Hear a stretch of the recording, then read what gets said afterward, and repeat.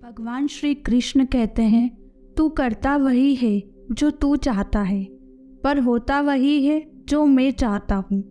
तू वही कर जो मैं चाहता हूँ, फिर होगा वही जो तू चाहता है। आज की हमारी कहानी भगवान श्री कृष्ण और उनके परम मित्र अर्जुन के जीवन से जुड़ी हुई है। इस छोटी सी ज्ञानवर्धक कहानी से हम जानेंगे कि जीवन में सुख, संपत्ति और धन कैसे पाएं। तो बिना किसी देरी के आज की इस कहानी को हम शुरू करते हैं। एक बार भगवान श्री कृष्ण और अर्जुन राज्य में भ्रमण के लिए निकले। उन्होंने रास्ते में देखा कि एक गरीब ब्राह्मण घर घर जाकर भिक्षा मांग रहा है। यह देखकर अर्जुन को अच्छा नहीं लगा। अर्जुन को उन ब्राह्मण पर दया आ गई। उन्होंने ब्राह्मण को अपने पास बुलाया और उन्हें सोने के सिक्कों से भरी हुई एक पोटली दे दी। पंडित जी बहुत खुश हुए। पंडित जी अर्जुन और श्री कृष्ण का धन्यवाद कर प्रसन्नता पूर्वक अपने सुखद भविष्य के सुंदर सपने देखते हुए अपने घर की ओर लौट गए। वह बहुत खुश थे, पर उनका दुर्भाग्य उनके साथ चल रहा था। पंडित जी की किस्मत खराब थी। रास्ते में एक लुटेरे ने वह पोटली छीन ली। पंडित जी दुखी होकर अपने घर गए और अपनी पत्नी को सारी बात बताई कि आज उनकी जिंदगी में खुशियाँ आई थी और आने से पहले ही चली गई। पंडित जी की पत्नी को भी बहुत बुरा लगा और बहुत दुख हुआ, पर वह क्या कर सकते थे। पंडित जी फिर अगले दिन भिक्षा मांगने में लग गए। अगले दिन फिर से अर्जुन की दृष्टि जब उन ब्राह्मण पर पड़ी तो उन्होंने पंडित जी को अपने पास बुलाया और उनसे पूछा, क्या हुआ? मैंने तो आपको कल सोने के सिक्कों से भरी पोटली दी थी, उसका क्या हुआ? आप आज फिर से क्यों भिक्षा मांग रहे हैं? पंडित जी ने श्री कृष्ण और अर्जुन को सारी बात बताई और कहा, मेरे साथ बहुत बुरा हुआ, मेरा तो भाग्य अच्छा नहीं चल रहा है। पंडित जी की सारी बात सुनकर अर्जुन को उन पर फिर से दया आ गई। अर्जुन ने कुछ विचार किया और उन्होंने पंडित जी को एक बेशकीमती मूल्यवान मोती दिया और पंडित जी से कहा कि यह मोती रखो, यह अनमोल मोती है, इससे आपकी जिंदगी बदल जाएगी। पंडित जी ने वह मोती लिया और वह फिर से बहुत खुश हुए। श्री कृष्ण और अर्जुन को प्रणाम कर और उनका धन्यवाद कर अपने घर लौट गए। जब पंडित जी अपने घर पहुंचे तब उनकी पत्नी पानी भरने के लिए नदी किनारे गई हुई थी। पंडित जी सोचने लगे कि कहाँ इस मोती को रखा जाए। तो पंडित जी को एक पुराना सा घड़ा दिखा। वह घड़ा बहुत समय से उपयोग नहीं किया गया था। पंडित जी ने चोरी होने के डर से वह मोती उस घड़े में ही छुपा दिया। अब पंडित जी आराम करने के लिए चले गए और अचानक उनकी नींद लग गई।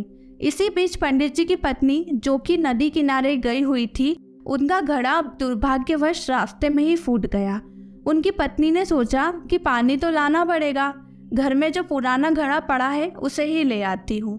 वह अपने घर जाकर वह पुराना घड़ा ले आई और जैसे ही उसने उस पुराने घड़े को पानी में डुबोया, वह मोती पानी की धारा के साथ बह गया। पंडित जी की पत्नी जब घर आई तब पंडित जी ने उससे उस पुराने घड़े के बारे में पूछा। तो पंडित जी की पत्नी ने उन्हें सारी बात बताई कि उसका घड़ा रास्ते में फूट गया था, तो वह यह पुराना वाला घड़ा लेकर गई थी। पंडित जी को यह बात पता चली तो उन्होंने अपनी पत्नी को कहा, आज तुमने सब कुछ खत्म कर दिया। धनुर्धर अर्जुन ने मुझे वह बेशकीमती मोती दिया था और तुमने उसे भी पानी में बहा दिया। सब कुछ बर्बाद हो गया। अपने भाग्य को कोसते हुए फिर से पंडित जी भिक्षा मांगने में लग गए। कुछ दिनों बाद अर्जुन और श्री कृष्ण ने फिर से उन ब्राह्मण को भिक्षा मांगते हुए देखा। तो उन्होंने ब्राह्मण के पास जाकर इसका कारण पूछा कि क्या हुआ उस मोती का जो मैंने तुम्हें दिया था? आप फिर से भिक्षा क्यों मांग रहे हो? तब पंडित जी ने उन्हें सारी बात बताई। पंडित जी की सारी बात सुनकर अर्जुन को बहुत दुख हुआ और वह भगवान श्री कृष्ण से कहने लगे कि प्रभु, अब आप ही इन ब्राह्मण की कुछ मदद कीजिए। अब यहाँ से भगवान श्री कृष्ण की लीला प्रारंभ हुई। उन्होंने उन ब्राह्मण को 2 सोने के सिक्के दान में दिए और ब्राह्मण से कहा कि आज आप जंगल वाले रास्ते से नहीं बल्कि नदी किनारे वाले रास्ते से अपने घर जाना। ब्राह्मण भगवान श्री कृष्ण की बात टाल नहीं सकता था। पंडित जी ने ठीक वैसा ही किया जैसा उन्हें श्री कृष्ण ने कहा था। पंडित जी भगवान श्री कृष्ण और अर्जुन को प्रणाम कर और उनका धन्यवाद कर अपने घर की ओर लौट गए। अब अर्जुन ने भगवान श्री कृष्ण से पूछा, प्रभु, मेरे सोने के सिक्कों की पोटली और बेशकीमती मोती से इस गरीब ब्राह्मण का कुछ नहीं हुआ तो आपके इन 2 सिक्कों से क्या होगा। यह सुनकर भगवान श्री कृष्ण मुस्कुरा दिए और उन्होंने अर्जुन से ब्राह्मण के पीछे जाने को कहा। रास्ते में पंडित जी सोचते हुए जा रहे थे कि इन 2 सिक्कों से तो एक व्यक्ति के लिए भी भोजन नहीं आएगा। प्रभु ने इतना छोटा सा दान क्यों दिया, प्रभु की यह कैसी लीला है। ऐसा विचार करते हुए वह चले जा रहे थे। फिर अचानक उनकी दृष्टि एक मछुआरे पर पड़ी। उन्होंने देखा कि मछुआरे के जाल में एक छोटी सी मछली फंसी हुई है और वह छूटने के लिए तड़प रही है। पंडित जी को उस मछली पर दया आ गई। उन्होंने सोचा इन 2 सिक्कों से मेरा तो कुछ होगा नहीं, क्यों ना इस छोटी सी मछली के ही प्राण बचा लिए जाए। यह सोचकर उसने 2 सिक्कों से उस मछली का सौदा कर लिया और मछली को अपने कमंडल में डाल लिया। कमंडल में जल भरा और मछली को नदी में छोड़ने के लिए चल पड़े। पंडित जी ने उस छोटी सी मछली को नदी में छोड़ा और अपने घर की ओर जा ही रहे थे कि उनकी नज़र अपने कमंडल में पड़े एक मोती पर पड़ी। पंडित जी ने वह मोती बाहर निकाला और देखा तो वह वही मोती था जो अर्जुन ने उन्हें दिया था। पंडित जी समझ गए कि यह मोती इसी मछली के मुंह में था और अब उन्हें वापस मिल गया है। वह बहुत खुश हुए और खुशी के मारे जोर जोर से चिल्लाने लगे, मिल गया मिल गया। तभी भाग्यवश वह लुटेरा भी वहां से गुजर रहा था जिसने ब्राह्मण की सोने के सिक्कों से भरी पोटली लूटी थी। उसने ब्राह्मण को चिल्लाते हुए सुना, मिल गया, तो वह लुटेरा भयभीत हो गया। उसने सोचा कि ब्राह्मण उसे पहचान गया है और इसीलिए चिल्ला रहा है। वह लुटेरा डरने लगा कि अब यह ब्राह्मण राज दरबार में मेरी शिकायत करेगा और मुझे कड़ी सजा होगी। वह डरकर ब्राह्मण से रोते हुए क्षमा मांगने लगा और उसने लूटे हुए सारे सोने के सिक्के भी उन्हें वापस कर दिए। यह देखकर अर्जुन भगवान श्री कृष्ण के आगे नतमस्तक हुए बिना नहीं रह सके।